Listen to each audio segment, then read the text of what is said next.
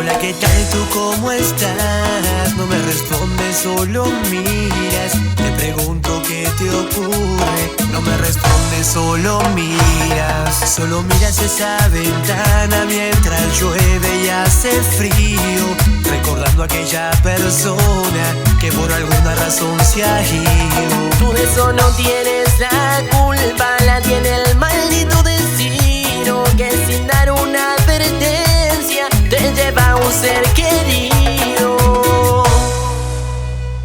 Y ahora nos resta pensar y pensar que debe estar llegando a un mejor lugar, un lugar llamado cielo, donde todo es paz.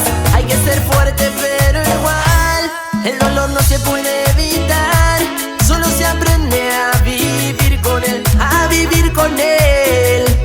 Hay que ser fuerte y no caer, abrir los ojos y comprender que lo tienes que aceptar y que no va a volver jamás, jamás.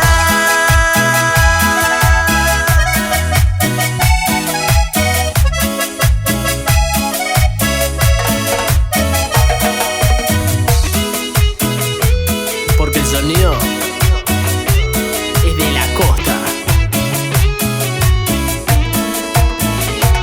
Horas y horas pasas ahí pensando cómo te hacía reír. Tienes que pensar que te quedas con sus mejores momentos, aquello que pone felices tus sentimientos, llenando el vacío de tu alma, aunque sean solo recuerdos. Sigues mirando esa ventana como buscando algún consuelo. No llores más, querida amiga, él hará tu ángel en el cielo. Y ahora nos resta pensar y pensar que debe estar llegando a un mejor lugar, un lugar llamado cielo, donde todo es paz.